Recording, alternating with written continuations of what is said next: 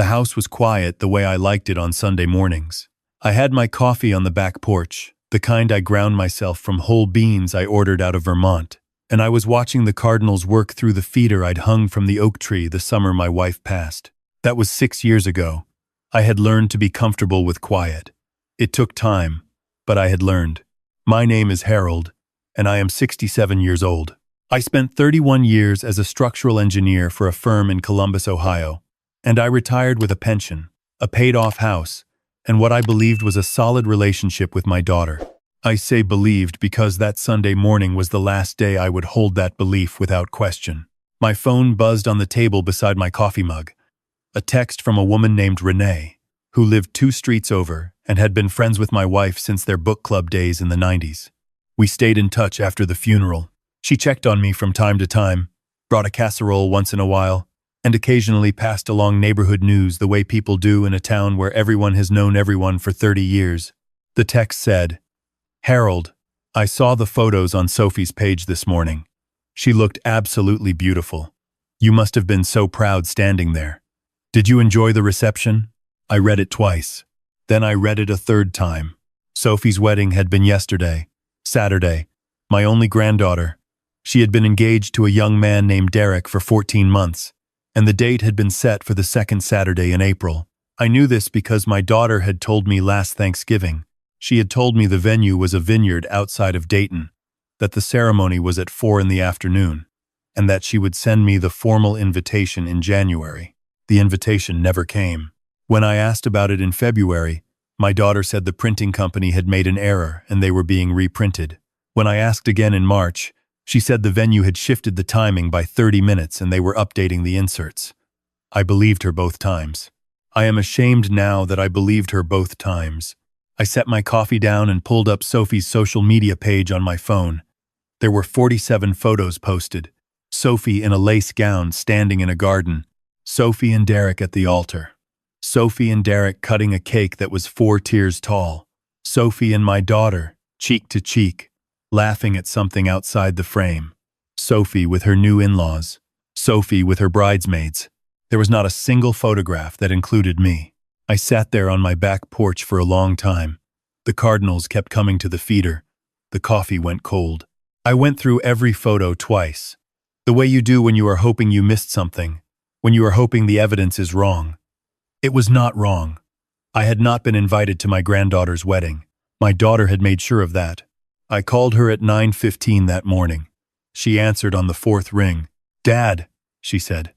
Her voice was careful in the way a voice gets when the person knows what the call is about before you say a word.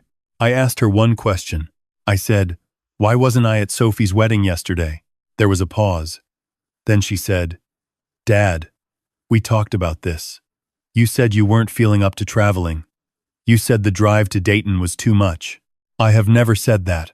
I have driven to Dayton and back in a single day a dozen times in the past 3 years. I told her that. She said, "You've been confused lately, Dad.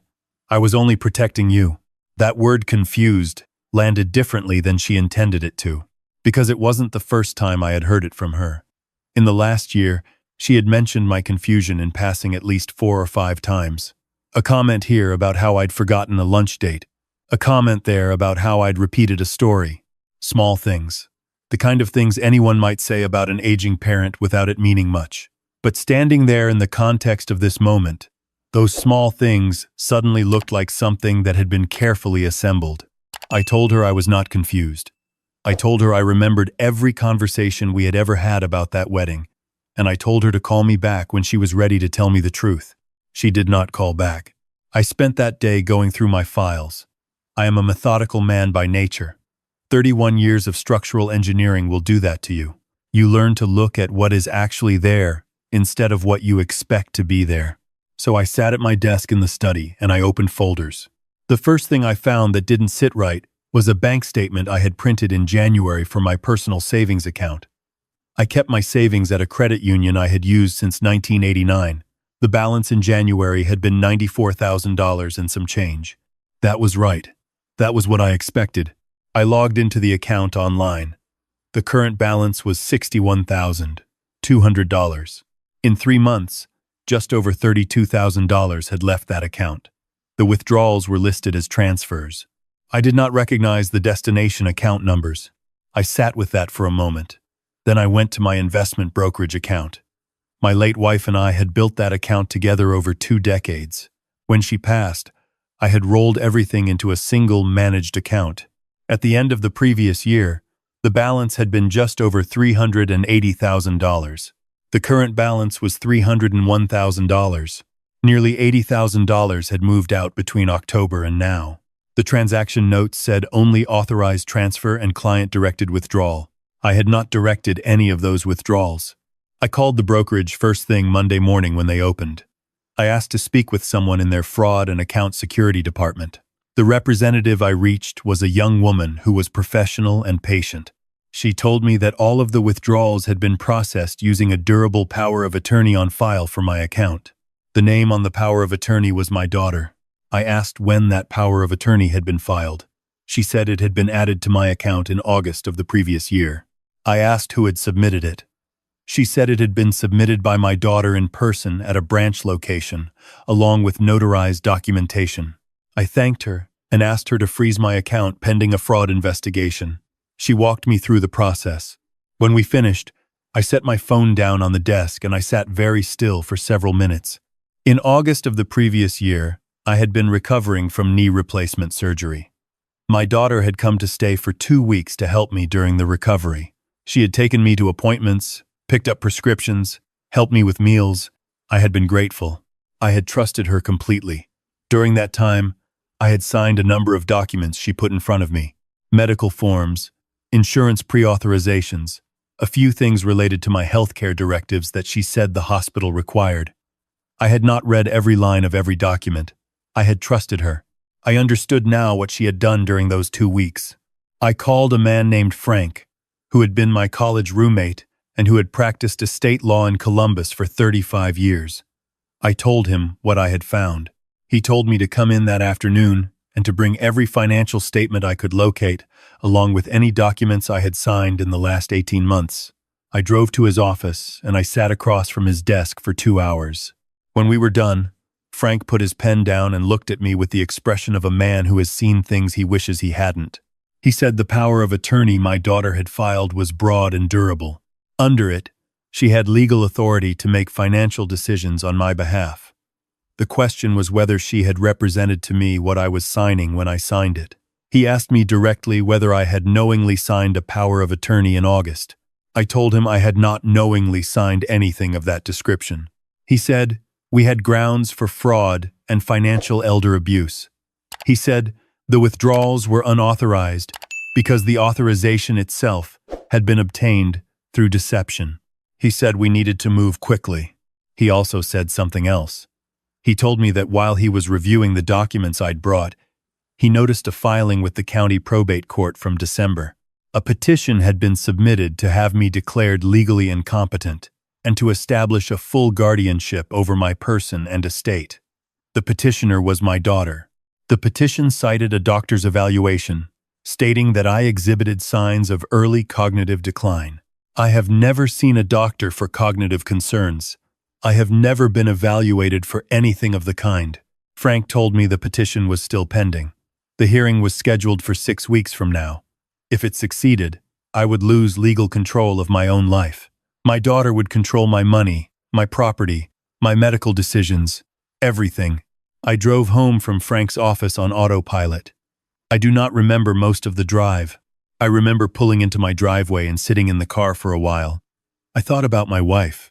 I thought about the day my daughter was born, which was a Tuesday in October in 1982, and how I had stood in the hospital hallway and felt a certainty that I would spend the rest of my life making sure she was safe.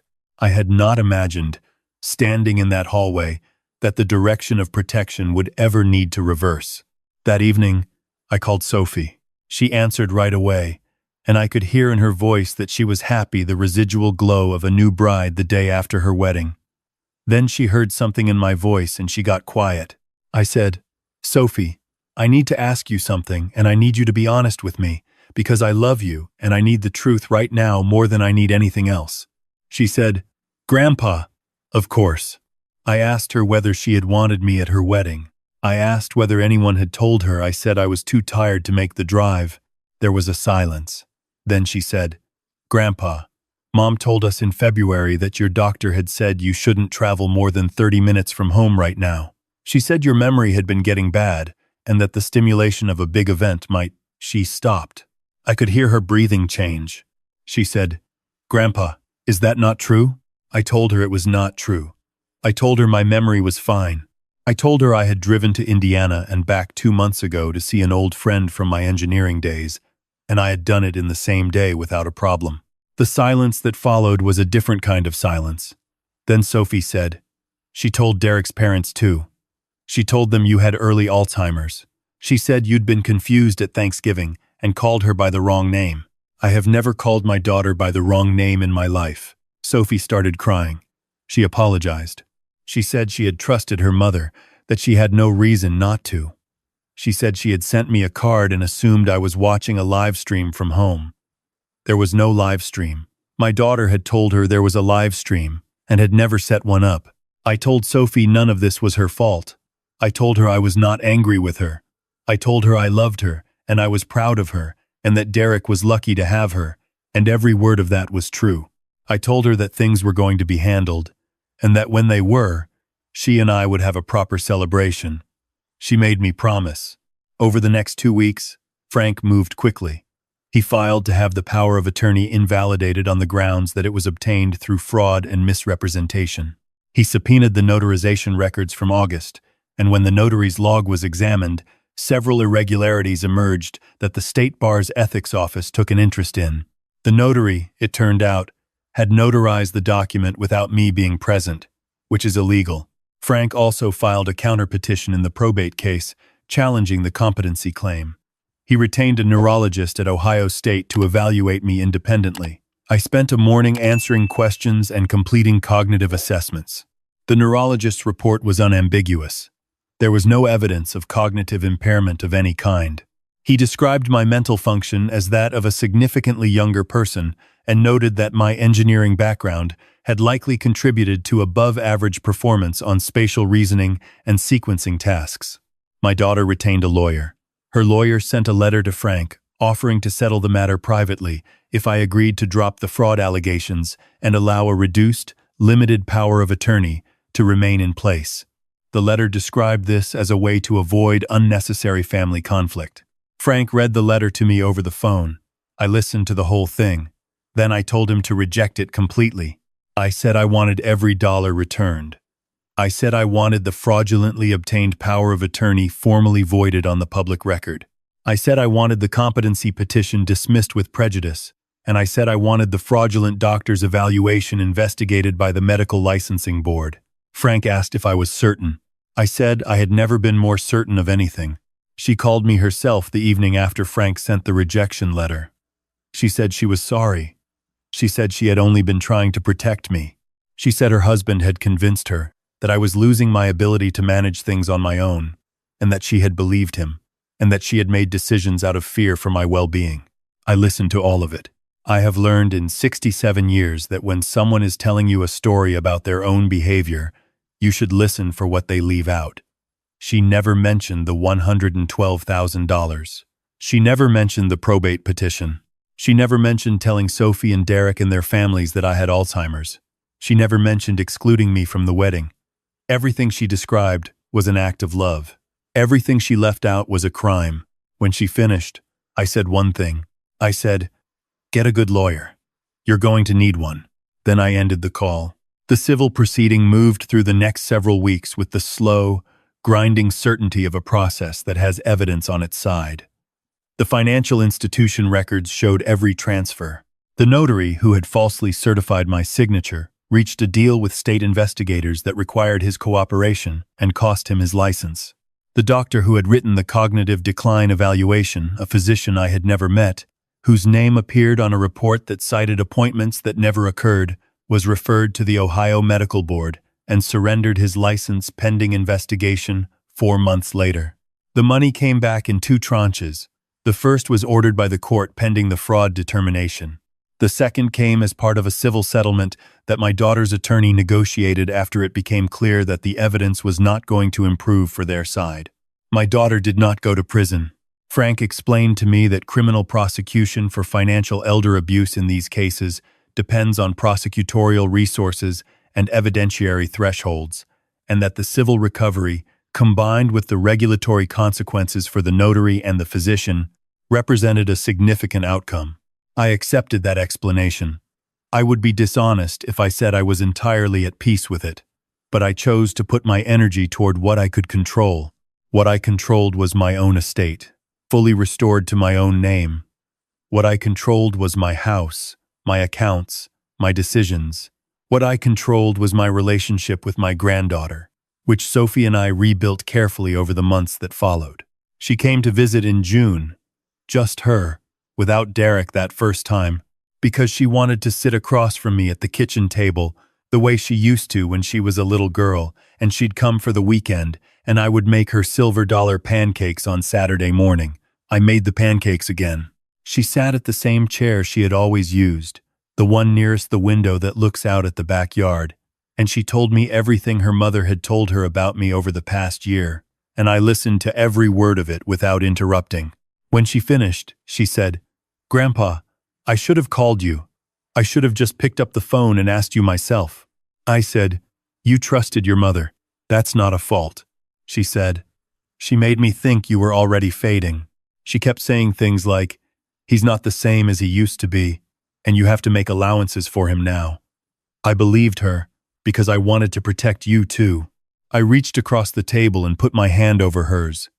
I told her that her grandmother would have liked Derek very much. She smiled and cried at the same time, which she has done since she was 3 years old whenever something true and sad and good hits her at once. In August, Sophie and Derek came together, and we had a dinner at the house. I made my wife's brisket recipe, the one from the index card that is stained at the corner from 30 years of use. We sat on the back porch after dinner, and the evening was warm and the fireflies were coming up from the grass at the edge of the yard, and Sophie put her head on Derek's shoulder, and I thought that this was still a good life, that things had been taken from me and recovered, that I had not gone quietly. My daughter moved to Arizona in September. I did not hear from her for several months. In January, she sent a short email that said she hoped I was well. I read it twice and I decided not to answer it, which was the hardest decision I have made since all of this began. Not because I still had feelings of warmth toward her, I am not sure I did by that point, but because I had spent 67 years believing that silence was the cruelest response and that a door should always be left open.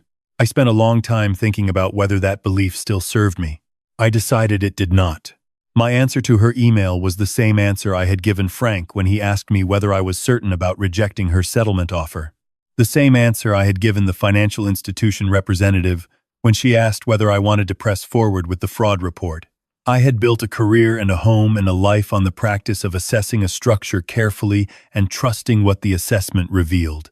The structure of what my daughter had done did not leave room for a door. I am not a man given to dramatic final statements. But if I could say one thing to anyone listening who is in the early stages of what I went through, who is feeling that small, persistent, unsettling sense that something is not adding up, I would say this. The confusion is not yours. Read the documents. Call the numbers. Find a Frank. Do it while you still have time, because time is the one thing they are always counting on you to run out of. The Cardinals still come to the feeder. I still grind my own beans from Vermont. The oak tree in the backyard is older by another year, and so am I, and both of us are still standing. I think my wife would be satisfied with that.